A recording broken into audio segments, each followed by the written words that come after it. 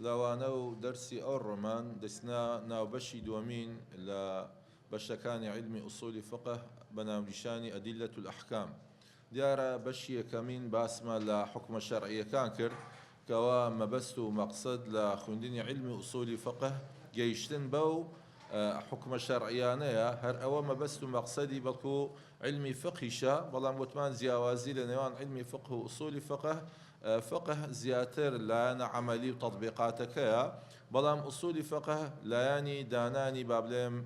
ضەوابط و قەواعیدە تاوەکو ئەو فەقیها بەڕێگای ئەو ضەوابط و قەواعیدە و ڕێسانە بچێت بۆ ناو سەرچاوەکان و حکمە شەرعیەکان دەرینی کەواتە لەوانەیە ئەو ڕۆمان دەستە ناو سەرچاوەکان چونکە ئێمە ئەو حکمە شەرعیانە لە چێ بەدەستدەینین لە چێ وەردەگرین لە ناو سەرچاوەکان کە پێی دەگوترێ ئەدیلەة الأحکام. أدلة ديارة جمع دليلية بمعتاي للزبان عربي ما فيه دلالة يأخذ دلالة وإرشاد إلى أمر من الأمور. دليل وكنا لأو الدليل منها الريبيشان دري منها أو شتايا كوا الرين ماي دكار رجات بي إشان دا بو جيشتن بشتق لشتكان أو بيدا قتري دليل للرؤية السلاحية ومعنى ما يمكن التوصل بصحيح النظر فيه إلى مطلوب خبري.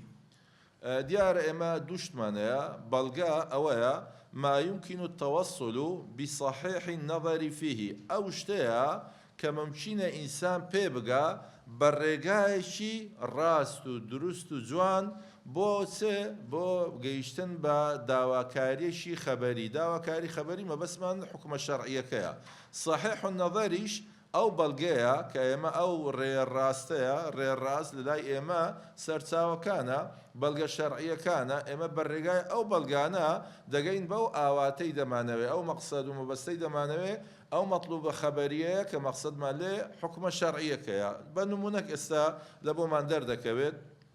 ما يمكن التوصل بصحيح النظر فيه أو صحيح النظر مثل بلغيش قرآني بونمنا وأقيموا الصلاة اوشتشي صحيحة راستا درستا بالرقاي أوا أكواتا وبلغي دليلا دقين بتسي وأقيموا الصلاة دقين بحكم شي شرعي كبيدا وتري مطلوب خبري أو حكم شرعية يعني نيش واجبة كواتا وحكم الشرعية كيا لتسمان ورقيتيا لبلغكا كأو بلغكاش دلي وأقيموا الصلاة زائمة سنجورة بلغا من هي دیارە بەڵگا لەسەر چەند ئاساس و بنسینەیەک دابەش دەکرێت ئێمە لێرە لە دوو ڕۆوە بەڵگەکانمان دابەش کردووە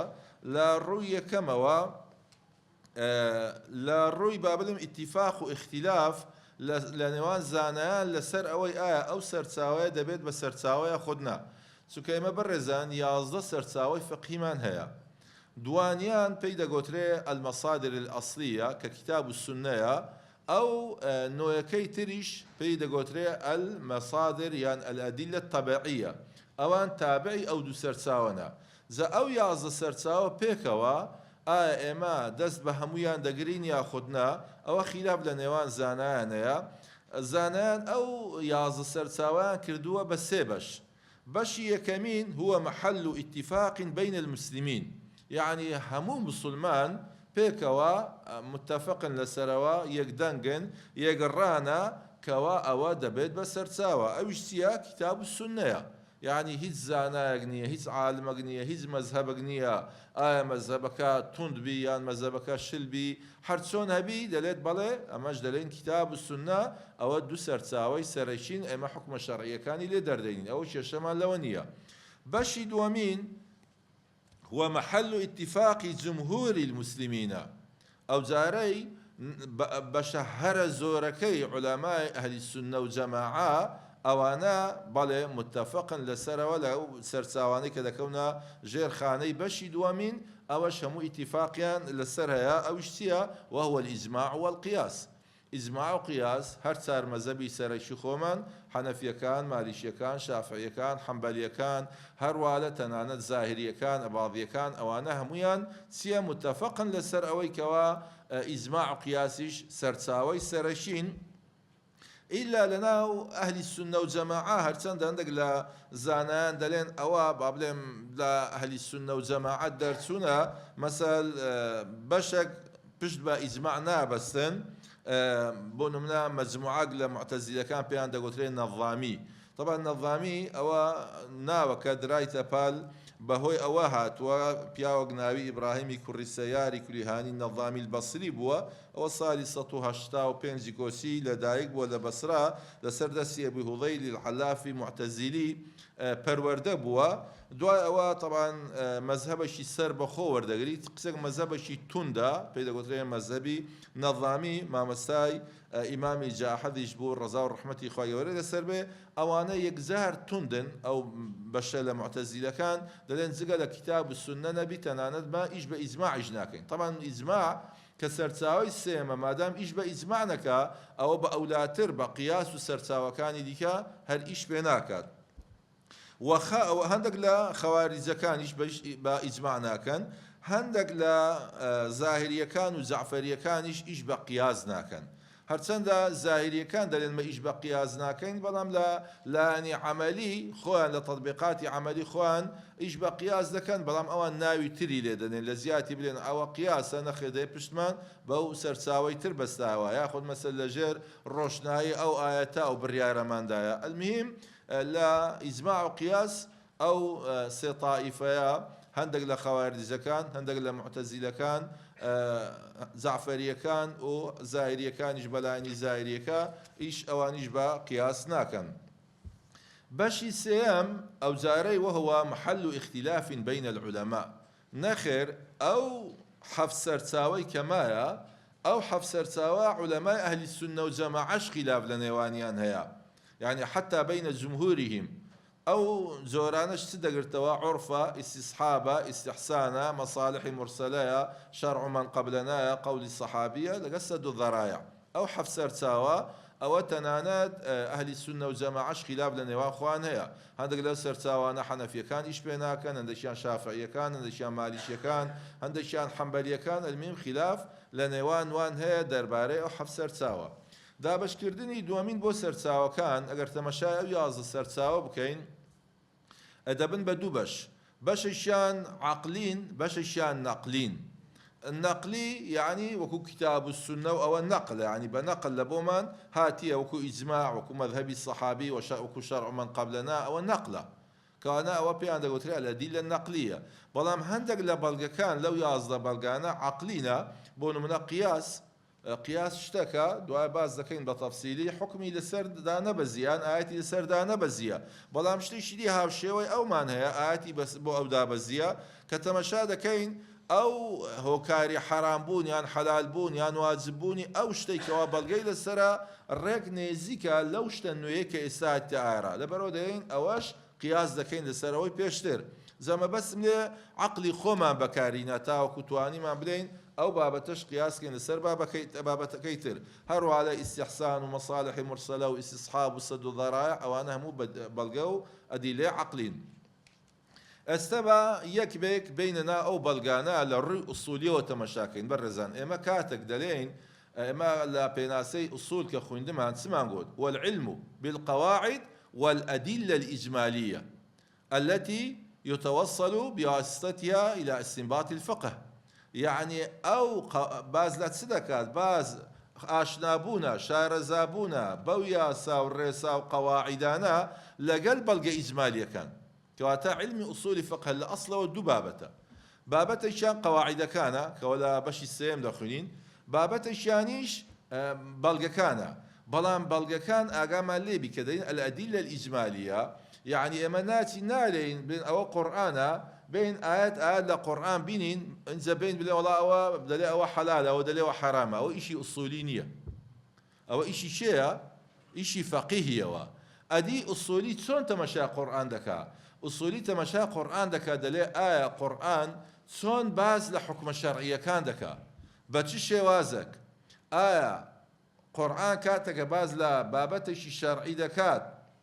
أو بابتا بقطعي ويقين أو معناي دقيني ياد بواتاش الظني دقيني أجر بالظني بقيني إما دبي شون تعاملي لقل بكين حتى مشاكل الرئاسات بودادنة قواعد بودادنة بود سونيتي تعامل کردوون لەگەڵ قورآن یان لەگەڵ سنەتی پێغەمبەر عەلەیهی سەڵات وسەلام بۆ ئەوە کاتێک کە فەقیه بێ ئەو شێوازە ئەو ڕێگای ئوسولیەکە بۆی داینایە بۆ تعامل و هەلسوکەوتکردن لەگەڵ کتاب و سنە و سەرچاوەکانی تر ئەو بەو شێوازە بچی تعامل لەگەڵ بکە ئینجا وردە یان بەڵگە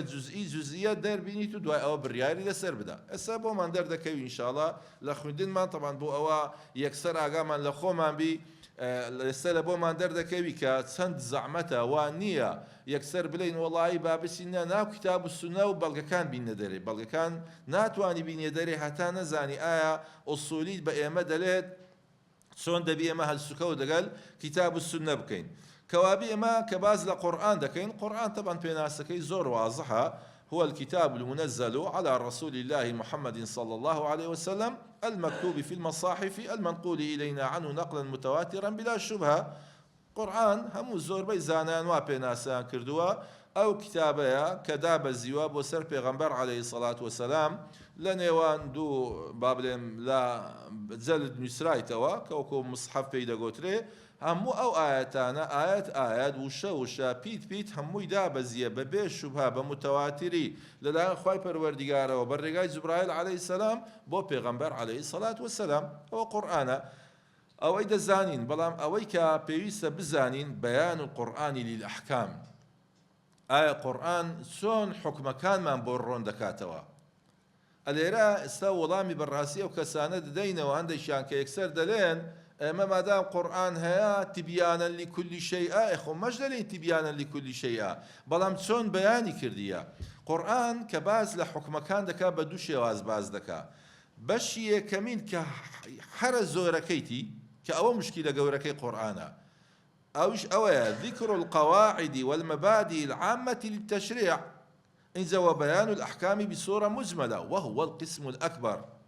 باس لحكم الشرعية كان دكا بس بشوازي قواعد بشوازي مبادئ بشوازي الرئيسة بشوازي قشتي يعني كوابي أو يتري لو شيء يشتيتوا أو يتري لبو يان أوتا أوي السنة يشتيتوا كالسنة بي لبو ماشي بكاتوا معناه أو آيات سيا وكو قاعدة لو ماني باس كرديا يان هند زارن تنانت سنش باسي نكرديا هلا بو عقلي بشري يشتيتوا حتى دنيا خراب دبي او قاعده كيدانا مثلا بون من اخوه يرد فرمه او عندك لو قواعدنا باسكين وامرهم شورى بينهم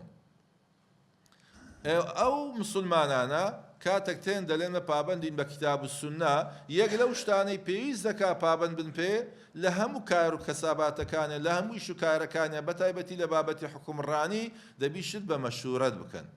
يعني كاتا بيتسواني مشوره سيا خۆسەپاندن بەسەر خەڵکە تاگەڕەویە دکتاتۆریەتە ئەوە نابی کەواتە قاعیدە لە شریعەتی خوای گەورە بە نەسی قورئان ئەوەیە کە شت دەبی بە مەشورەت بی. طبعا ئیمامی ئەبو هورەیرە خوا لێ ڕازی بی لە فەرمایش دەکە کە ئیمامی ئەحمەد و ئیبن حیبان بۆمان ڕیوایەت دەکەن هەرچەندە ئیبن حەجەر دەفەرمێ یعنی منقەطیعە ڕیجالەکانی ثوقاتن بەڵام دەلێ لە بۆ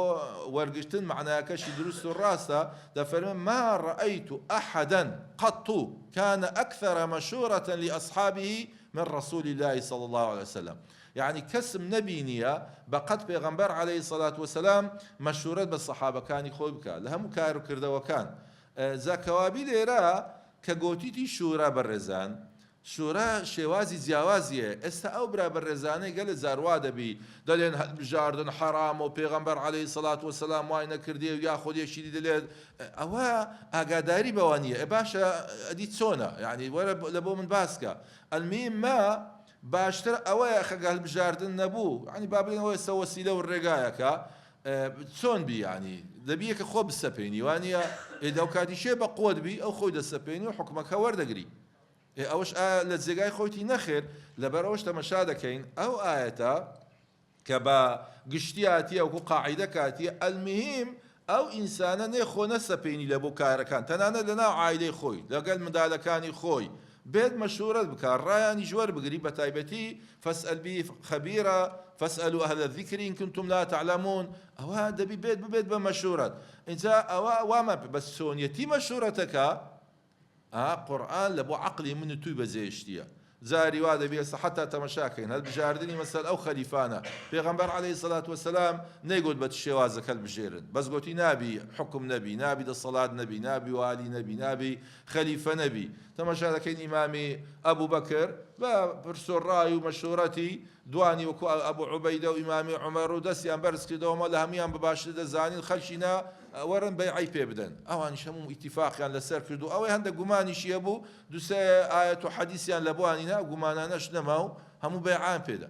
ئەو جارەی ئیمامی عومەر دەتوانم بڵێم شێوازێکی دیوەکەی بەکارینە تینا من وا هەز دەکەم لە بۆ حکومڕانی دا کەس خۆی نەسەپێنی لەبەرەوە قورئان پێمان دەڵێوە ئەمڕۆ شورا بەو شێوازەبی 6 کەس هەن ئەمن ئەو 6 کەسە زۆر بەمیم دەزانم ئەوانە هەر شەشیان شایانی ئەوەن ببن بە خەلیفە لە دوای من ئەو شەشە با لە نێوان خۆیان یەکێکی هەڵبژێرن تەماشا دەکەین ئەوە شێوازێکی دیکە لە شێوازی حکومڕانی ئەوەی ئێستا مەسەل ئەو خەڵکێ تێچ دەکات هەمویان بەشدار دەکەن بەڵام کۆمەلە کەسانێک هەر یەکەو بە پێی فکر و عەقڵی خۆی هەڵدەبژێرن ئەوانە ببن بە نوێنەری مە بە ئەوانە لە نێوان خۆیان مەشورەت بکەن مادام مەهلیان ما بژاردینە ڕازین بۆی کەوا چۆن دەگەن مەسەل بە بڕیارێک یاخود بە حکومەک جا مەقسەد دەکەیم لێرە بەڕێزان ئەوەیە بەشی هەرە زۆری قورئان وایە ئینجان تەماشا دەکەی خۆی گەورە دەفەرمێ ئین الله یەأمر بالعدل خۆی گەورە فەرمانێکی دێ بە دادپەروەری عکسی دادپەروەری یانی زوڵم و ستەمکاریە بەڵام دادپەروەریەکە چۆنە عەدالەت چۆنە زاتەی تەماشا دەکەی لەبەرەوە فوقەها تێن بیر دەکەنەوە یعنی حتا ئێزە تەنانەت لە مارە بڕینی مەسەل ژنان زۆر جاران ئێستا پێناسەی مەسەل ئیمامی شافعی لە بۆ عەدل دەفەرمێ عەدل ئەوەیە ئەو مسلمانە تاوانی گەورەی نەکردبی بەردەوامبوونیشی نەبووبی لەسەر تاوانی کچکە کاتە لەلای ئەو هەر یەکێک بەردەوامبوونی هەبووبی لەسەر گوناحی کچکە مەسەل بێن زۆر نەزەری کردبی یان بەردەوام نەزەر بکە یاخۆت گوناحەشی گەورەی کردبی دزیەکە قەتلەکە زینایەکە غەیبەتێکی گەورەی کردبی مەسەل وا بوختان ئەوانە گوناحی گەورن کاتەوە لە شادی دەکەوی لەلای ئەو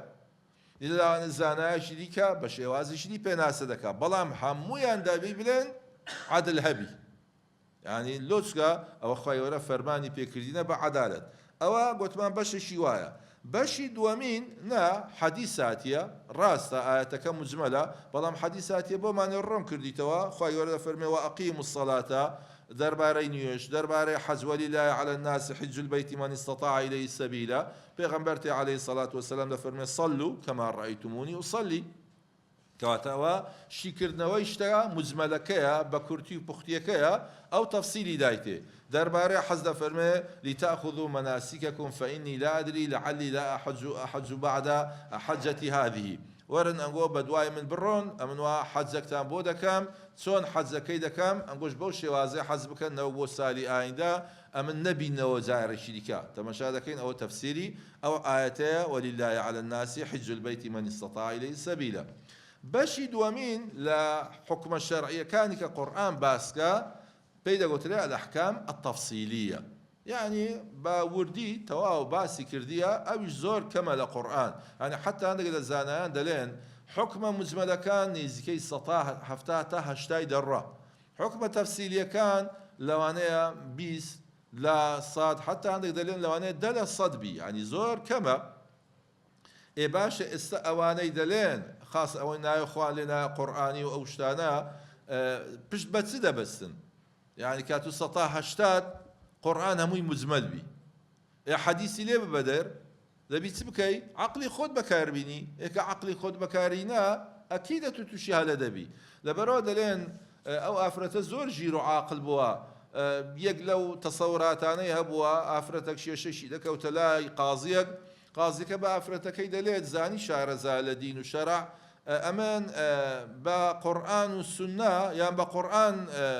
حكم لابد بكام ياخذ بقول إمام الشافعي أو يشفرمي بقول إمام الشافعي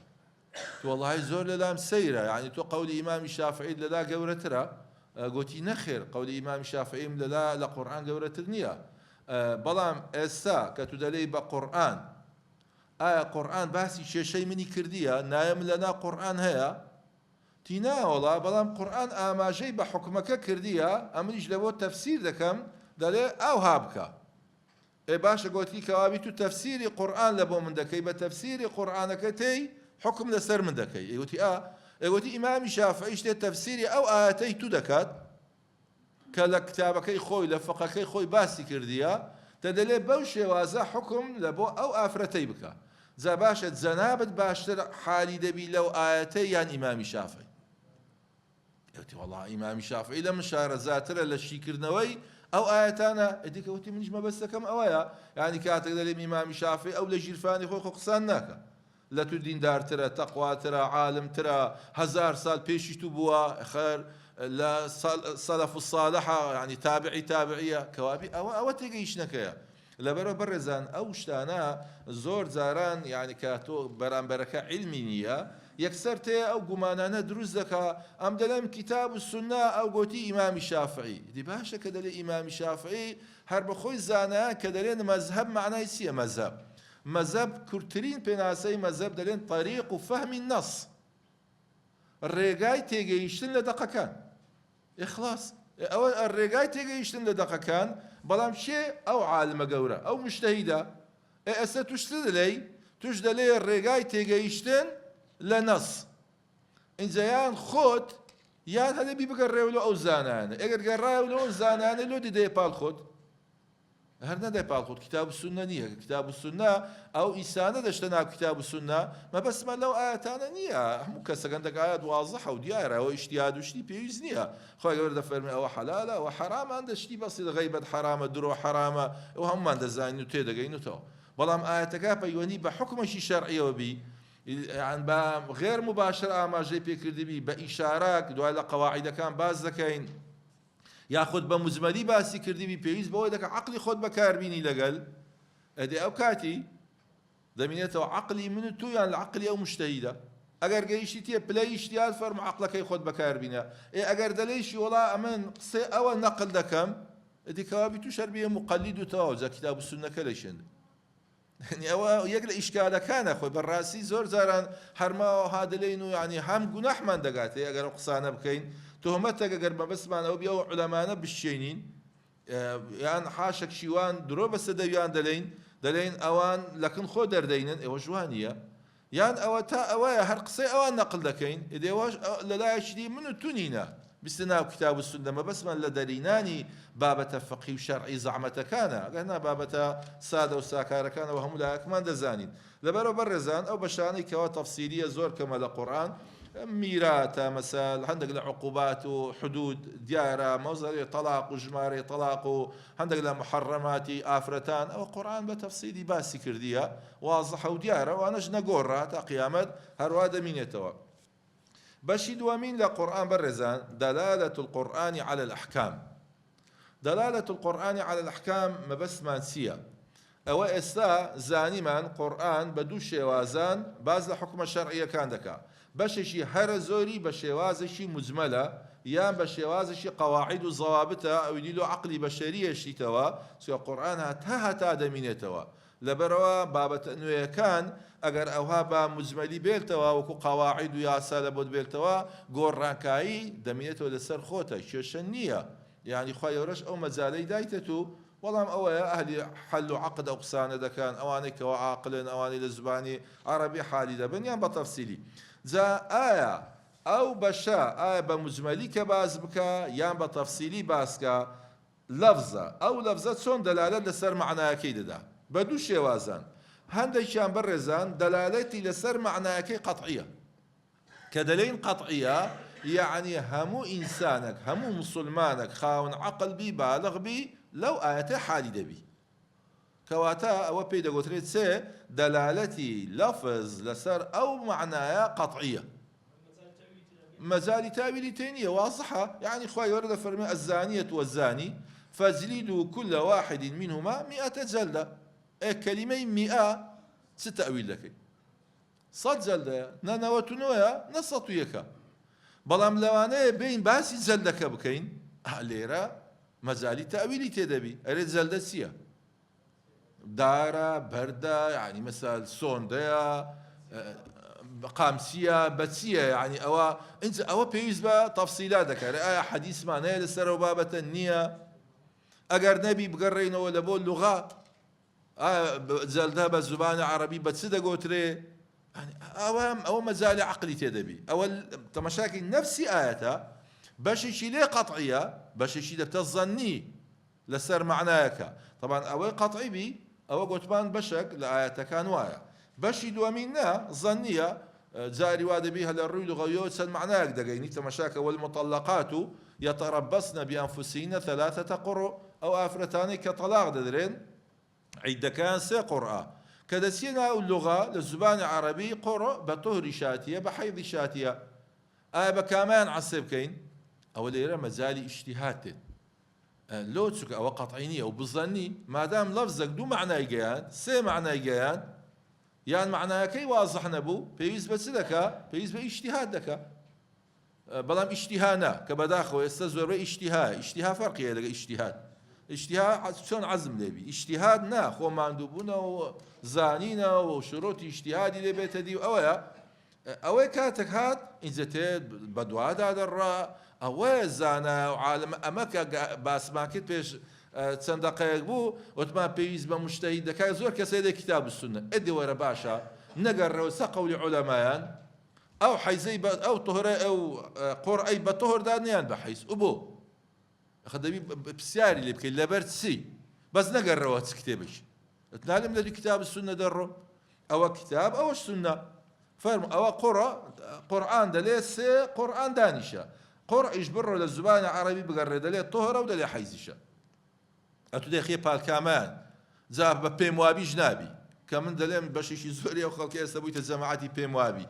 پێم وابی چییە پێم وابی ناوەرە بەڵام هاتەمەشاکەین بەس بۆ ئەوە بزانین ئەو عولەمانە چەند ماندوو بوونە هەر لەسەر ئەو لەقتەیە وابزانام جارێکی نازەم لۆتان باس کرد یا خودنا ئێستا ئیمامی شافعی لەگەڵ ئیمامی ئەحمەد دەلێ بە توهر دادنین لەگەڵ ئیمامی مالیک ئیمامی ئەبوو حەنیفە لەگەڵ ئیمامی ئەحمەد دەلێن بە حەیز دادنین بنينا بلغان سي بلغا استا امامي ابو حنيفه بلغي سي دلي من بحيز دادنم امام الشافعي او مجتهد او اجتهادي كرديا امام الشافعي له دلي بطهر دادنم امام ابو حنيفه دلي من لبر او بحيز دادنم 3 جماريش قطعيه يعني دائما استا اما بلين سي قاب تبلي بالروسي قاب ملوبيني دبي دوني ودلوبيني نابي دبي سيوني ودلبوبيني نابي إلا دبي تبي سي قاب سي موبايل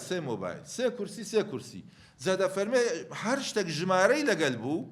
دبي أو شتي كمعدود بيدا قوتري بالضبط الرق دربسي دلي أجر بحيز دا ننين بطهر دا بنين عدي أفراد سطاسات درناتي نابتسي سون دلي باشا لشرعة أصل وايا جنلا طهر طلاق بدريوانية ناو خاويني أو آفرتا لوانية أو بينز الرجة خاوين بوا أو رو طلاق درايا احتمالاتا بازر رجليش أو زدك أو تناو بينيوجي إما أو طهري عصيب كينا عصيب نكين لبو عدي أجر عصيبي نكاين سيدي عصيب كين كامل أو دبتا سيو سند سيو هندر روش اگر عصيبي شي بكاين لقال دواني دي لولاي بوتسان نابو دو هندروش اكات او جلي 3 او تشون دبي سكاني بقوته انا يعني تمشات قص او مشتيدانه كتسونا انز او بال بشتي شي هي حديث بينصم ده فرمي عدي امي حيزك هذا اللي ليري عدي امي او شر افرته بحيز برديه كواتا دلي اوات استئناس لبو حراش هرح بحيس عسب كاين اذا لقى لو قاعده سيش كدبي بالضبط دربسي كوابي ليرا برامبركه معدوده كاش دبي تاو دربسي هكا حمو ما كجيما لقصي امامي ابو حنيفه بولا وموضوعه دلين اوات هو من راس بلا مثل الشافعي سدلي او يشتي قاعده شي لغوي زور بقوه ديني دليل الزبان عربي لنحو الصرف تاع خوندي انغو جمارة عدد لنوع للسيهتان نوي دبي العدد يخالف المعدود من حيث التذكير والتأنيث دليل دبي جمارة لقل معدودكي بيتسواني يقدبن للروي نيرو مي يعني تؤثر 3 أقلام لوتش قلم مذكر دبي ثلاثة كات تاي لقلبي ثلاثة الرجال هات مشاكل باشا دليل ليرة ثلاثة مؤنثة واحترك السنة السنة للزبان عربي معناه سيا عبارة عن الطريقة المعتادة المحافظ عليها التي يتكرر الفعل بموجبها السنة أويا أو الرقاية كإنسان دقرته بر وبردوام بو جيشتن بشوينك يعني بو أنزامداني كارك مثل زنابة نساتون بو أو شوينة لو هر يك لو نقول بير دكاتو مثلا نزيكترين الرقا بو جيشتن بو زقا سيا أويا كاتك دلي أريتو له هر بيرداتي والله أو السنتي منه أو عرفي منه وعادتي منه من هر بيردابه كاتا أو بيدر السنة شتى كبردوام دستي بيبغري برسد دتراشي أو من هر وايا أمن عزمنا برسم زور كرد بتوا أو عادتي منها شما كدروز ذكي أمن بردوام بود السورة دروز ذكا أو بيدر السنة للرؤية اصطلاحية ما صدر عن النبي صلى الله عليه وسلم غير القرآن الكريم من قول أو فعل أو تقرير هرشتاق لبيغمبر عليه الصلاة والسلام دار بسد زقل قرآن سوك القرآن إشال زاري أو ديت أو بيدر قرآن أجر قرآن نبو زا آية قول بو يان كردوو بو لبيغمبر عليه الصلاة والسلام دردسو يان تقرير تيا نقول نفعل بلام لخزمت أو قولك يان فعلك كرايا يان قولك قوترايا يان فعلك كرايا يان لخزمت أو يجنب ولا شوينة شتير قولك قوترايا يان فعلك كرايا بس خبر يان بأودايا إنز أولي بيدنگ بي هر كاتك بيدنگ بو أو نشانه أو بلاياني كم أو قوليا يان أو كردوية درسته بلاياني كم زلوانه درستيكا للسنة لمباحي دس بيدكا هتا واجب ببي قرائن أو شرنية بابليم تقرير إلا مباحوي هند ذا تقرير لوانه أصلا بتواجب لوانه بتا السنة لوانه بتا مباح أو دواء باز لكن ببي أو قريناني كزيات لقل دهيا أو بيدر السنة ذا السنة لسلسل شوازك دابج ذكري شوازي كم أنواع السنة من حيث الماهية كلمة ماهية يعني الذات يعني لخودي خوي خود السنة دابش كدنا شيء لسر بن سيني خودي خويتي لو الرواد بتسيبش وكو هلا بيناسكش باس ماكد سنة قولي مانيا سنة فعلي مانيا سنة تقريري مانيا سنة قولي أويا پیغمبر عليه الصلاة والسلام أو شاني كدري بالربيلة مناسباته يادي زورا وزور مثل بون من هذا فرمي إنما الأعمال بالنيات وإنما لكل امرئ ما نوى أو قولة أو السنة قولي بيدا قتري سنة فعلي أويا كبيغمبر عليه الصلاة والسلام بخوي أنزامي دابي وكو كارو كردوي خوي نيوجي تون كردوه مثل سون مثل بابلين بالروجي قرتوا كتب بينيت بفعلي بعملي أو شيء كو أنزام دايا أو بيدا قتري سنة فعلي سنة تقريري وكتازة باس ما كرد نخر أو بخوي كاركي أنزام ندايا يا قسكي نكردوا بلام الصحابك يا كوم على الصحابة لخزمت أو قسكان يا كردوا يا فعل كان يا ننزام داوا يا لشوين الشتر قسك كرايا بس خبر جيشتوا بأو ياخذ لشوين الشتر فعلك كراوا خبر جيشتوا بأو أو لبيدن بوا بيدنجي بلاني كم نشاني زائز بنا سوى پیغمبر عليه الصلاة والسلام بتايبتي اشتك درب بالريل لايان صحابي أو بزاني خلته وهلايا بيدن نابي دلي بو وایان کرد لزگای خوی نبو بەڵام کە بێدەنگ بوو ئەوە نیشانەی ئەوەیە ئەو شتەیە بەلایانی کەم دروستە و ڕاستە مەسەل بۆ نمونە خەبەر دەدەنە پێغەمبەر عەلەیهی سەڵات وسەلام دەڵێن دوو سەحابە تەیەممومیان کرد بە ڕێگای ڕۆیشتنە دوای ئەوە نوێژیان کرد لە پاشان کە لە دوای نوێژیان کرد ئاویان دیتەوە یەکیان دەست نوێژیان گرت و نوێژەکەی کردەوە ئەوی نەیکردەوە پێغەمبەر عەلەیهی سەڵات وسەلام بێدەنگ بوو ئەوەل زە دوای گوتیان ئەی پێغەمبەری خوا لۆ بێدەنگ بووی یگوتی وردە ڕاستە لەبەرەوەی بێدەنگ بووم ئەدی چۆن هوردە ڕاستە فەرمووی ئەمما دەربارەی یەکەمەکە فەرمووی لەکە الئەجر مەڕەتەین تو دوو زانیۆژت کرد ئەوە یەکیان وەکو واجب ئەوی دیش وەکو سنەت لە خۆ دووبارە کردەوە دوو خێرت گەیشتێ لێ دووەمینی بە دەربارەی دووەمین فەرمووی ئەسەبتە السنەتە وئەجزەئەتکە سەڵاتوک ئەتوو بەڕاستی بەپێی سنەت ڕۆیشتی چونکە ئەسڵوانیە نوێژ دووزا بکرد عذرت هەبوو تەیەممومت کرد نوێژەکەت کردوتەوە خی گەورەش لێتی قبول کردیە بەڵام ئەویش کە دووبارەی کردیتەوە گوناحەشی نەکردیە ینی هەر مزەڕ نوێژی دووبارە کردیتەوە لەبەرەوە خی گەورە ئینشاءڵڵا ئەویشی لەوی بە ئەزر دەنووسن مەبەستم لێ ئەلێرە ڕازی بووە یعنی مەسەل حتا جاری وا بۆ مەسەل سەحابە خواردنشیان خواردیە ئەو نەی خواردیە بەڵام بێدەنگیش بووە لێ مەسەلێکدان بزن مژە لەکنی خواردیان لە کاتی شەڕ مەسەل گۆشتی هەسپیان خواردیە ئەو نەی خواردیە بەس بێدەنگ بووە ئەوە زانایان دەڵێن نیشانەیە جایز بوونە یان مەسەل تەمەشا دەکەین لە ناو مزگەوت مرد منداڵەکان بکۆ تەدریب و ڕاهێنان و شەڕ بە شمشێر و شت دەکەن لێ بێدەنگ دەبی ئەوە نیشانەی ئەوە چییە ئەوە ئەو شتانە هەمووی دروستە و ڕاستە ئەوە پێ دەوترێت ئیقرار ئاگامان لێوی سنەتە شیریمانەیە پێی دەگوترێت السنة في الأمور الدنيوية البحتة سنت کەمە گوتمان ئەو ڕێگایەیە کە لە ئینسان دەردەچێت هەموو کار و کردەوەیەک لە پێغەمبەر دەربسی عەلەیهی سەڵات وسەلام ئەوە سنەیە باشە ئەگەر وات و کارەکە دنیایی بوو زانایان دەڵێن ئەگەر وات و کارەکە کارێکی دنیایی بوو ئێمە پابەندین بە قسەکانی پێغەمبەر عەلەیهی سەڵات وسەلام بە فعلی بە تەقریری ئەگەر پەیوەندی بە شەرع بوو ئەگەر پەیوەندی بەوە بوو زانیمان سەرچاوەکەی وەحیە بەڵام ئەگەر سەرچاوەکەی وەحی نەبوو ئەمە پابەند نین پێ یعنی توولانێ هەیە لە بۆ خۆشی خۆی هەر دەلێت وەڵڵاهی ئەمن دەزام ئەو پیاوە لە بەرەوەی زۆر زۆر عاقلە ڕاستەوە شتێکی دنیایە هەر پێم خۆشەوە کە ئەو بکەم هەندە سەحابە وا بوونە یعنی جارێ لەو زەنابتانمان باس کرد عەبدوڵای کوڕی ئیمامی عومەر ئەوەندە پابەند بووە بە ئەوەی کە اقتیدا بە پێغەمبەر بکە عەلەیهی سەڵات وسەلام و دایکمان عایشە دەفەرمێت لە دوای دەڕۆیشت پێ خۆی لە شوێن دەردابنە حەولی دەدا پێی ڕێ بکەوت با جێگای پێی پێغەمبەر عەلەیهی سەڵات ئێوە خۆ سونەت نییە بەڵام هەروایە عەزی لێ بووە ینی ئەوە کۆ بڵێن ئەوە ئیشی دنیاییە لەبەرەوە حتا هەندە جاران لە ئیشی دنیایی سەحابە هەبوونە اقتیدایان پێ کردیە دوای پێنج سەنە فەرموویەتی اقتیدام پێ نەکەن ئەو کاتەی کە پێێتەوە بەلای با بڵێن باغێک دەڕات و خەلکی مەدینە خەریکی مەترەبەکردنی دارخورمە بوون ئەو ژیجێی لە دەنگ و شتەکان بۆ فەرمووی چیەوەتی وەڵا ئەوە ئەو های لێ دەکەن زیاتر ئەوانەی شارەزان لە باغ و شت دارە قەت دەکەن و نازام و نێرومەیەکەی تێکەڵاو دەکەن و بۆ ئەوە عەلا ئەساس بەرهەمی باشبی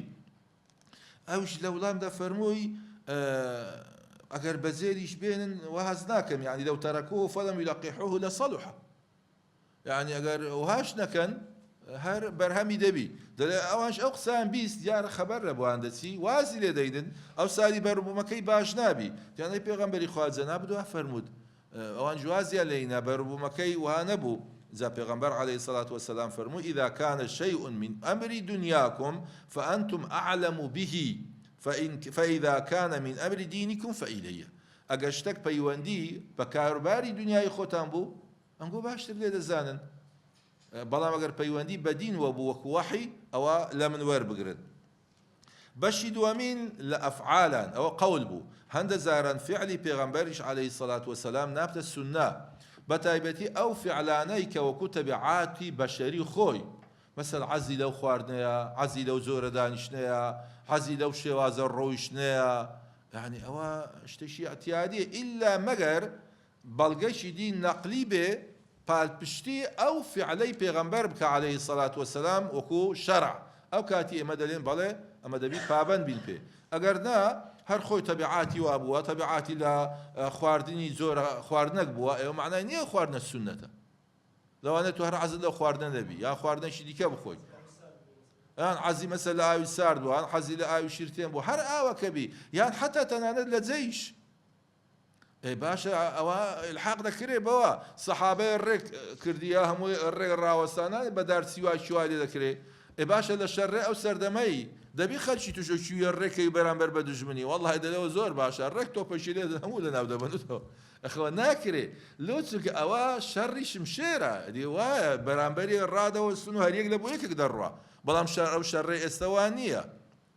بڵێ وەڵام من اقتیدا بە ئەو دەکەم نا ئەوە ئیشی دنیاییە ئەوە پەیوەندی بە خیبرەوتە ئەوەی بەشەری خۆمان تێ یان هەندێک شت هەیە بەر ڕێزان دەبی ئاگامان لێبی تایبەت بووە بە پێغەمبەر عەلەیهی سەڵات وسەلام ئەوەش دەبی ئاگامان لێبی وەکو سەومی ساڵی هەیە وەکو تەعەدود لە سار خێزانی زیاتر هەبووە طبعا دوای کە تەعەدود هاتیە ئەو زیادی نەکردیە بەڵام لەو کاتەی تەعەدود هاتیە نۆژی نییە بووە خوای گەورە نەیگوتێت تەلاق بدە چونکە گەر تەلاقی بدابایە ئەوان دایشی ئیماندارانن نەدەبوایە کەسی بیان خوازی النبي أولى بالمؤمنين من أنفسهم وأزواجه أمهاتهم إكابي أو جنانا هم بناس دمان وببي بياو أو ظلمك لو عندك ري لبروكو استثناء خويا يرفرمي أتو طلاق الندى بلام لعيني كاتا لا يشريك وتي نابي تدي جنبين بيان قورش تو هنده خلاص أو هانيو بس زا إمام الشعراوي قصيش زور زوانية دەفەرمێ ئەوانەی دەلێن پێم شاوانیە با من ئەو پرسیاران لێ بکەم بزانە کە ئایا جوابەکان وەکو پێغەمبەر دانەوەیان خۆت وەکو لایەکەی دیکە دەلێ باشە ئەستە تۆ گەر چوویە مەطعەمەک لە مەطعەم گوتیان برای بەڕێزم ئەوە چار جۆرە خواردن هەیە تو دەتوانی بەردەوام هەر کاتە کاتی ئێرە لە بۆ خۆت بگۆڕی یعنی بەڵام چار دەتانی چاران هەڵبژێری ئەو جارەی کەبابە مەسەل بۆ نمونە تەشریبە چی دەبێ ئەو چارە جارێک دیکە چاری دی جارێک دی چاری دی جارێک دی چاری دی تو لەوانەیە هەتا عمرت ساغا ئەوەندە چارە احتیمال تا هەزار نەوع خواردن بخۆیەوە نییە دەڵێ باشە ئەوە خۆشترە یان پێت بڵێن نۆت هەیە هەتا مردن لەو نۆی نابی زیتر بگۆڕی دەلێ لەوانەیە ئەگە بڵێ ئەو نۆیە ئەوە نۆیە هەر نۆیە ئەوە نییە خۆزیتری خواردنی نییە بەڵام ئەوی تر ئەگە بگۆڕی یعنی لەوانەیە هەتا سەتیش بڕە تا دو سەتیش بڕە دەلێ کامان زیاتر حەقی درایتێ ئەکید دەلێ وەڵا ئەوەی یەکەمەکە دەلێ پێ سەنم وابوو لەبەر حالەتێکی تایبەت گەوت نابی تەلاقیان بدەی بەڵام لە عینی کاتەش نابی زیاتریش بینی تەوە خلاص ئەوەندەیە تۆ ئیکتیفا بەوەندە دەکەویتەوە بەڵام یە خەلکی نەخێر چی دەکەی بڕۆ ئەو عسکە چارژن تەلاقدا چاری دیبینە چار تەلاقدا سەندە شتیوانیە بەڵام مەبەستم لێ بە زاهری شەرعەکە مەجال هەیە بەڵام یە ئەو مەجالی نییە بين ناو بشكاندي السنة أنواع السنة من حيث السند أو جاري السنة معناها للروي السند دبتا سيزور السنة معناها السنة المتواترة لقى السنة المشهورة لقى سنة الآحاد السنة المتواترة معناها سيا وتأخذ إلى علوم الحديث هي ما روى عن رسول الله صلى الله عليه وسلم في العصور الثلاثة الأولى جمع يمتنع في العادة تواطؤهم على الكذب أما سي قوناغ من هي سردمي طبعا صحابان تابعين وتابعي تابعين حديث لسردمي تابعين تدوين كرا يعني بابلهم نسراوة فقهش لو سردما نسراوة فإذا قلت رئيس سردمي زيريني فقه حديثش زا أو سنة متواترة بيشتر ندى نسراوة حديث فنصا فرمي نسراوة داتي كلام نبي لغا القرآن هموي الصحابة كان لبيغمبريان وردتوا عليه الصلاة والسلام إنزا لبريان دكردو دوباران دقوتوا دواء داندا بفقيه كان إخوان كتابعين بن تابعين كان جداندا بتابعي تابعين أوان جدان يسيوا ذا السنة متواتر معناه يسيا كومل الصحابة أو حديثان لبيغمبر ورقتبي عليه الصلاة والسلام كومل تابعيك أو حديثان للصحابة كان ورقتبي كومل تابعي تابعينش لتابعي كان يا ورقتبي أنزل نسرابيوا أوا مزالي هلي دتوانم بلم لي الصفر دبي شو يغنية دنيا تسارنية دنيا هرتسند أولا كتبي علوم حديث بعض ذكر تواطؤ أو مجموعات سنبن هذا تسارة بين زدايا المهم الراس كم مهمة كعادل بن ضبط بن أو صفاتي عدالة وضبطيان لبيت دي أو حديثي متواتر طبعا أو حديث متواتر دزور معناها متواتر لفظي معناها هرب نفسي لفظ أو حديثة وآتية وكو حديثة من كذب علي متعمدا فليتبوأ مقعده من النار أوي درويك بعمدا لسزاري من باسكات وبجرته وبو خلق ليستوى با كرسيك شوينك لجهنم بو حديث بك هندك للزانيان دلين أو حديثة زيادة لسطو بنزا الصحابة الروايات يانكش دي زاگر أوند الصحابة بيدبي سن تابعي الروايات يعني كده بيدبي سن تابع سن زور تربي طبعا زياتر دبي سي أولاد كاتوا حديث شيء متواترة متواتر أو بلغ متواتري لفظي متواتري معنوي من هي متواتري معنوي هندا حديثة بنفس لفظ ناتيا بلا معنى كيك معناها استجت مشاكل بديان حديث من هي لسر أوي كردوا بس رايته بنيات حديث معناه إنما الأعمال بالنيات حديث معناه الصحابات يوتي بيغمبري خاصة كسان دسنا غزايا كمال أبو خوانا أو شجاعتنا أو إلى أبو بارا فرموي لتكون كلمة الله هي العليا مثلا حديث معناه فرموي مسلمان بكون ببرامبر يقدي بكجين هردشان في النار يعني بيغمبري خوا وقاتل في النار هذه مقتولتي أوج ما بسيو يعني كوابي تمشاهد كاين مسألة نيات لكرده وكان بزور الروايات هي بشوازي زور أو زور لو أنا أو حديثان اللي أصلوا بشي زوريان آحاد بن بلام بمعنى كي هم ليك معنى يداد كواتا أو كوملا حديث آحاد هم تكلاوكي ولا قال يقدي أو بو متواتر بس بلفظ نفسي لفظ نية بلام هم دلالة للسريق معنى دادا كوابي بيدوتر متواتري معنوي زوري دوامين لحديث حديثي مشهور معناها حديثي مشهور تيا هي ما رواها عن رسول الله صلى الله عليه وسلم عدد لم يبلغ حد التواتر كواحد أو اثنين ثم تواتر في عصر التابعين وعصر تابع التابعين حديثي متواتر أويا لسردمي الصحابة تواتر نبوة يك صحابة مثلا حديثي الروايات كردو بلان بدا تابعي قوتيا أو دا تابعية ببيزم تابعي قوتيا يعني لسردمي تابعين وتابعي تابعين بتواتر أو بيدا قوتري حديثي مشهور طبعا أو حديثة مشهورة للاي جمهور علماء ماليشيا كان شافعية كان حنبلية كان ناوي حديثي أحادة لو شكا أوان دلين حديثي متواتر دبيل حرسي قوناغ جمع بي لهر قوناغ لو قوناغانا بو تاك بو يك بو دو أو تواتر تقددا حنفية كان دلين أما دلين لبر أو الصحابة قوتيان هي وكواني دينين أقل لسردمي الصحابة جنبو تواتر ما دام لسردم كان دي ببتي أو الراس تواتر نية لخوار تواترا بلام دليل لزي خوش نية بلين أحادشة لسروي أحادة لبروي ناويان لنا مشهور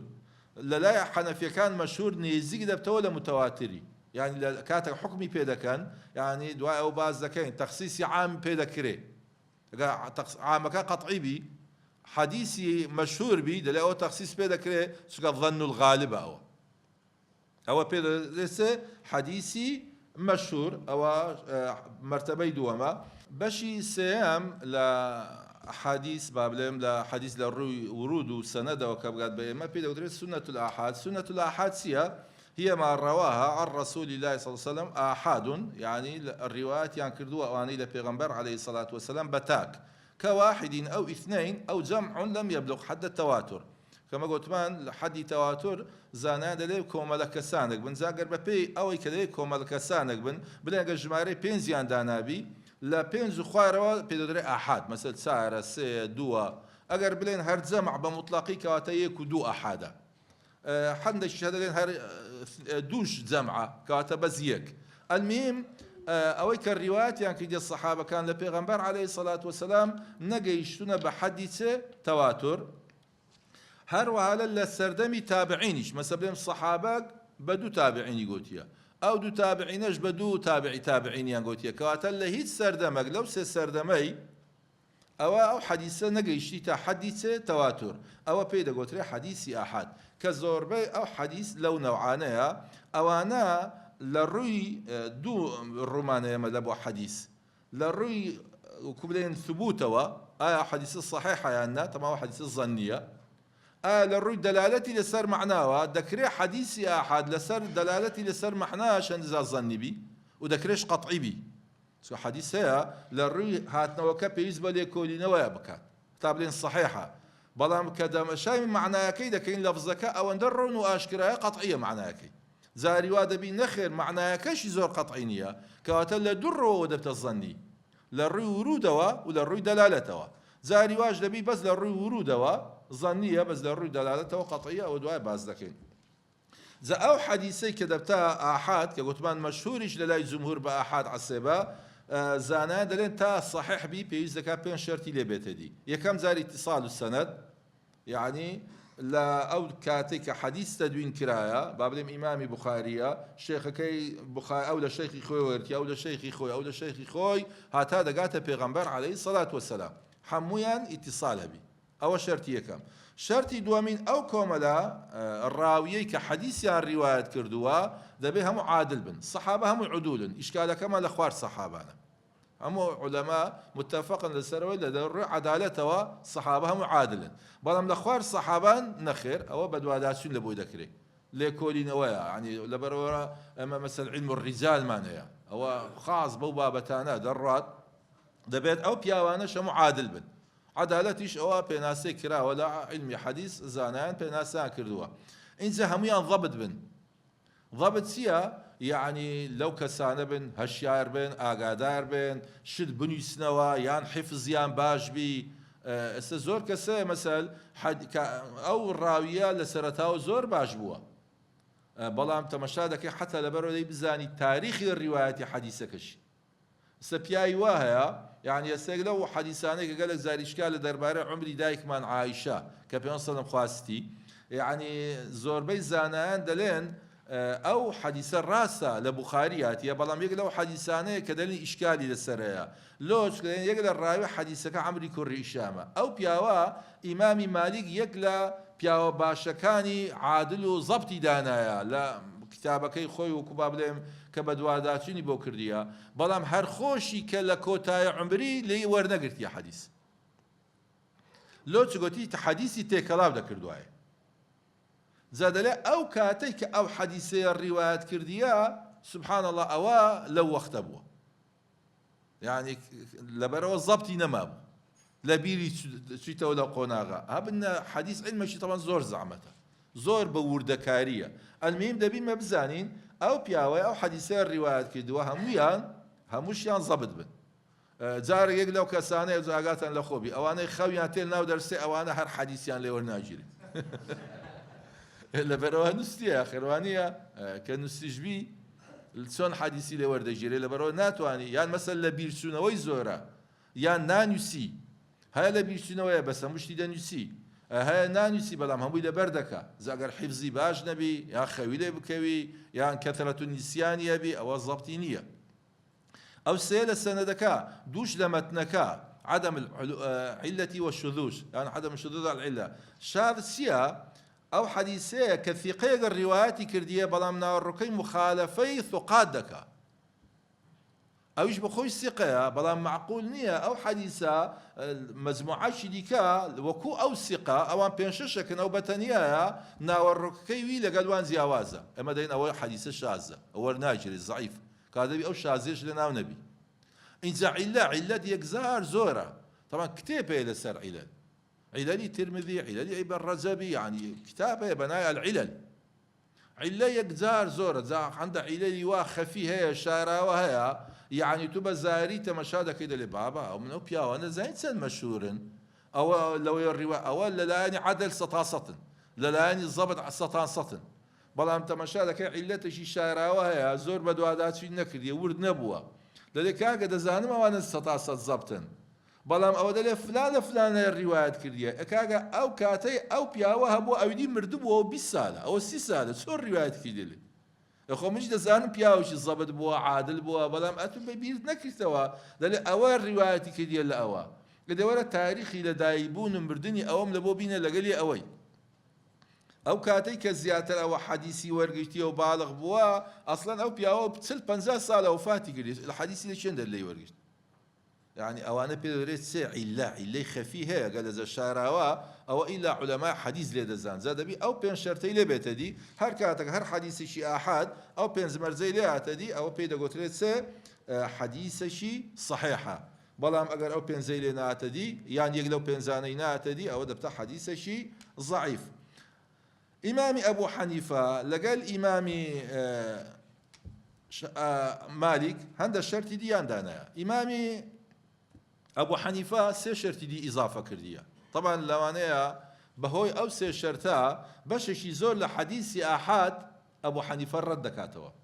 لو أنا زور كسيا حتى أوانيك زور لو بابتانا حالنا بلين أبو حنيفة علمي كم بو لحديث زۆر پشتی بە حەدیث نەبەستایە طبعا ئەوەی زۆر ئاگاداری بەو بابەتانە نەبی و دینیە حتا جارشیان ئیمامی ئەبوو حەنیفە حەدیثێک دەینی ئیمامی مالیکیش حەدیثێک دەینی زا ئیمامی مالیک دەڵێ ئەرێ باشە من ئەبوو حەنیفە بە تو دەڵێم ئەمن لە فلان فلان فلان توش دەی فلان فلان فلان دەڵێ باشە برام ئەوەی تو هینایتت ئەو تابعیە ئەو دیش ئەو سەحابەیە منیش ئەو هینایتم ئەو تابعی ئەو سەحابەی من و تابعی منیش هیچی لێ تو کەمتر نییە يعني مەبەستم لێ ئەوەندە شارەزا بووە لە علمی حەدیث بەڵام لە مەزهەبی ئیمامی ئەبوو حەنیفە کەمتر پشت بە حەدیث دەبەسرێ لە دینداری و تەقوایی خۆیتی بەڕێزان لە چێ ئیمامی ئەبوو حەنیفە لە کۆفە ژیایە لە سەردەمی ئەو خەڵک دەستی بە دەستچارکردنی حەدیث کرد جوولەکەکان دەستیان نەبوو لەگەڵ منافقەکان حتا کوفە وها ناسرا بە مەوضعی سەکی الحەدیث يعني شوێنی دەستساکردنی حەدیث لەبەرەوە ئیمامی ئەبوو حەنیفە لێرە خەوفەن لەوەی کە شتێک بلێ بە سزاری پێغەمبەر عەلەیهی سەڵات وەسەلام وانەبی هەلستا شەرتی وەرگرتنی حەدیثی قورستر کرد حەدیثی ئاحاد لەبەر ئەو سێ شەرتەی ئیزافە کرد کەواتە ئەوە لە دینداری خۆی بووە لە خواناسی خۆی بووە لە پاراستنی ئەوەی حەدیث بووە کە تۆهمەت نەدرێتە پاڵ پێغەمبەر عەلەیهی سەڵات وەسەلام لەبەر ئەو سێ شەرتەی دانا یەک لەو شەرتانە ئەوەیە دليل أو حديثان لا تكون السنة متعلقة بما يكثر وقوعه كرفع اليدين في الصلاة دليل أو حديثا نابي ناوەڕۆکەکەی زۆر ڕووی دابی لە سەردەمی پێغەمبەر عەلەیهی سەڵات وەسەلام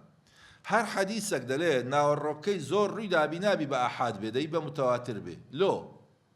دەڵێ باشە معقولە شتێک ڕۆژانە 10 جار دووبارە ببتەوە بە تەنیا یەک سەحابە ئەو قسەی کردی بڵێ ئەو حەدیثەمان لۆ بینی خۆ هەموو سەحابەکان بینیتیان ڕۆژێک نا دوونا سێنا چارنا بەلایانی کەم دەبی 6 هەفتێک 8 دەیەک ئەوە نەقل کردبی لەبەرەوە دەلێ من گومان لەوە دروست دەبی لەوەی کە شتێک زۆر ڕووی داوی لە سەردەمی پێغەمبەر عەلەیهی سەڵات وەسەلام حەدیثەکە یەک سەحابی ڕیوایەت کردبی مەسەلەن لەبەرەوە ئەو حەدیثی ڕەفع اليدین ئیثناء التەکبیرات بە ضەعیف دادەنێ لەبەر لای وان دەستبەرزکردنەوە نییە لو كاتانا لي مثل سمع الله يعني الله أكبر كذا سي لبو الركوع لبو السجود أو دلي أو حديثة بآحاتاتية لبو بآحاتاتية وكزور الرداية أمن قمانم لو حديثة كاتاو حديثة أو يقل شرط كان حديثي زور دبارة بتو بآحات بهم لو حديثة قبولناكم خالد وم أن لا تكون السنة مخالفة للقياس الصحيح والقواعد الثابتة في الشريعة دليل النبي أو حديثة مخالفة ضوابط وقواعد الشريعة خواي پروردگار بك طبعا هذا قاعدة هي قاعدة ثابتة قشتية عامة قاعدة قطعية دليل أجر أو حديثة بيسوانة أو قاعدة بود كاتا الشرع عكسية أو أجنبي مثل بونو منا أو فرمايشتي كبيونسم ده فرمي أجر يك سيري فروش ديان حوشتري فروش إذا قوانكي ندوشي بو سيلا كان مرة كان حوشركا گەورە بوو دوای ئەوە دەلێ مشتریەکە کە دۆشی ئازادە ڕازی بیبی بە بەیعەکە یان بیگەڕێتەوە سەر ساحیبەکەی و لە زیاتی ئەو با بڵێن شیرەی کە خواردیتی چکە شەوگە لە لای مایتەوە خۆ شیرەکەی هەر ناگری خۆ سەلاجە و شت نەبووە خواردیتی با فترە قەسب لە زیاتی بگەڕێنتەوە دەلێ من ئەو حەدیثەی بە ضەعیف دادەنێم دەلێ ئەو حەدیثە دوو مخالفەی لەناوە طبعا أبو حنيفة زور بياوشي عقلي وراوستان لسشتي زور مين بوا دليل كم زار مخالفة أو حديث الصحيحة كبيرسم لفرمي الخراج بالضمان طبعا لو هذا بخاري مسلماتي الخراج بالضمان معناه يسيا زارك بياو عبد شكري أو عبد يا ما وقت لكني ما دعاء عيب شيابو قرانديه وبعيبك طبعا عيب شد بعيب ده قريته كاتك بعيب قرانديه بياو كي بابلم فرۆشیارەکە وتی ئەی پێغەمبەری خوا ئەخر ئەوە عەبدەکەی منی ئەو مدەی بەکاری نابا پارەی ئەوەم بداتێ لە زیاتی پێغەمبەر عەلەیهی سەڵات وەسەلام فەرمووی الخەراج بالضەمان الخەراج بالضەمان معنای چییە فەرمووی ئەخر ئەو پیاوە ئەو عەبدەیەش ئەو دەڕۆژەی جگە لە ئەو دیکە تەحەمولی مەسئولیەتی ئەوی کردیە یعنی لە ئەستۆی ئەو بووە یعنی ئەستەگە لەو دەڕۆژەی عەبدە بمردابایە چێ جەزایەکەی دەبی بدابایە دەبی کڕیارەکە بیدابایە بەرامبەر ئەو زەمانە لە خۆگرتنەیە تەحەمولی ئەو مەسئولیەتە ئەو قازانجەی لەو مدەی کردیە لە بۆویە بيدا قلت الخراج بالضمان، يعني ما يخرج من العابد يعني سارة بكرتو إيش بيدك أو دروجي طبعا بانزيني تيدا ولا ستو دروا بلام إيش بيدك بارك لبوت وقر بعي بقرينيوا زا فرمي باشا لو أديد أول ليرة دليت فترة جاني مش لقل بقرينيوا ومخالفة وحديثة فترة زو العفو قصب نابي خالد ومين دلي أو مخالفة شدي كي لنا ودايا أو قواعد ضابطي دي كشريعات دلي أما هموش تك دلين أجرواتو يك جزاكرا دبيت سبكا للجزاي دبيت مثلي أو شتي لبو بقرن توا أو الشيري خواردية دبيت شيري لبو بقرن توا أجا مثلي نبو تسدكات داي خمليني قيمتي دقرن توا إذا لي باشا نشيري لبو قرن توا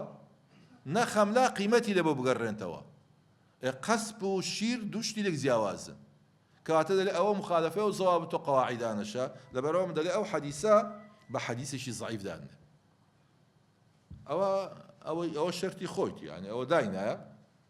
شرطي سامي دلي ألا يعمل الراوي بخلاف الحديث الذي رواه دلي دبر الراوي حديثك نابي ببيتسوانينا والروش حديثك إجبك هر كاتك ببيتسوانينا والروك إيش كلمة حديثي بضعيف دان معقول نية دلي الصحابة حديثك الروايات بك خو إجب حديثك إنك كغير الصحابة بعد يقصى لو أنا مزالي بي بلام الصحابة بحديث الروايات كنابي لبروا أو حديث كذا فرمي إذا ولغ الكلب في الإناء فاغسلوه 7 مرات أولاهن بالتراب يعني أولاهن بالتراب أجر وهاتو الصقلة قابك آيو خواردوا قابك يبشون حب زاراني كشان بخول بي دليل يشبه حديثي ناكم لو شكا دليل الراوي أو حديث أبو هريرة الحديث شي صحيح وكا إمام دار القطني بما الروايات كذا فرمي أبو هريرة بس زاران ديشش يعني خوي مخالفي ناو الروش حديثة كي كرديا يعني أو حديثة لا نكاح إلا بولي وشاهدي عدل كنكاح نابي ببي ولي أمر دليل أو حديث الراوي كا دايك من عايشة دايك من عايشة خوازبيني حفصي كتسي براي هاد عبد الرحمن أوج للشامبو بشويدا باشا كأولي أمر واجبي لو دايك من عايشة برازا كي خوي بشويدا داتو ولي أمر شيليرانية أو مخالفين أو الروشي كي ديكات له حديثة للايم ضعيفة أو لسر بين شرطي جمهور أو سر شرطة شيدانا زا كوتا قصيخهم بودينم بوي بزاني أو علماء سندين دار بنبرزان دلي إمام مالك كجيبيسي أو قصي دبي لا دلين أبو حنيفة أو سيشرتي دانا بيري كردوا تي والله كوابي مسائل زور هي لشريعة إسلام زقل بو حديثانا النبي أو أبو حنيفة ردي كردي توا سار سرينية باشا دي أبو حنيفة بس حالي كردية يعني أو شرطانا طبعا ببي شرطي أبو حنيفة يحكم على حديث رد كريتوا ما دام رد بكريتوا يحكم على مسائلها علاج زينية إلا أبو حديثان النبي أسا أما باينا سيدا كان يلا لفيسبوك قصي بيبني وأنا بني سلسري بني ستو نا إمامي مالك أو إناك الرأس خو أو داواي مناظرة شي لقال لك دليل أبو حنيفة لقال الدانش درباري أو بابته أوش دليل بس سرساو إمام الشعبي بو ما دجرت ودا فيرمي إمامي مالك شو لقال دانش 2 ساعات 3 ساعات بزن سند دانشتينا بو بزن تماشاكين أوان اللو أوان دا قوربونا سو أوان الديني أنا بو ديني أنا بو علمي شي أنا بو دليل إمامي مالك كدر دسي عرقشي زور دكا لدو أو 6 ساعات دليل بسياريان لكن قوتيان أو تسيه يا مالك فرموي أعرقني هذا العراقي بالراسي أو أعرق بيكر أو عراقي بيكر طبعا أيام أبو حنيفة خلش عراقة تيهم بو تي من لسر أو زاوية بشري وازانا من نبينية أو دي من قرامة ولا تاوك ساعة عالمي واقع من نبيني دليل دتوانم السن بخوم أو بياويا ئێستا ئەو ئەستونەی مزگەوتێ ئەو دارەکەی دەدرا بەر ئەوی دیکە کە لە دار دروست بوو کاتی خۆ دینگەکە دەڵێ قەناعەتان نەبی ئێستا ئەوە لە دار دروست کرا ئەبوو حەنیفە دەتوانی بە قورئان نەمان بسەلمێنی لە زێر دروست کرا ئەوەندە شتی پێیە دەڵێ ئەو مەسائلانەی کە من هەموو ئەمش قورئانم لەبەرە هەمووش بە تەفسیرەوە دەزانم مجتەهیدم دەڵێ هەموو ئەو مەسائلانەی من دەمگۆ ئیلا بە حەدیث سارەسەر دەکرێت هەمووی لەو بە قورئان حەڵکردن ئەمە نازەم ئەو ئاەتانە لێشی هینە يعني ئەو ئاەتانەی چۆن دەهینا کو ئیستینباتی ئەو حکومە شەرعیانەی لێ دەکرێت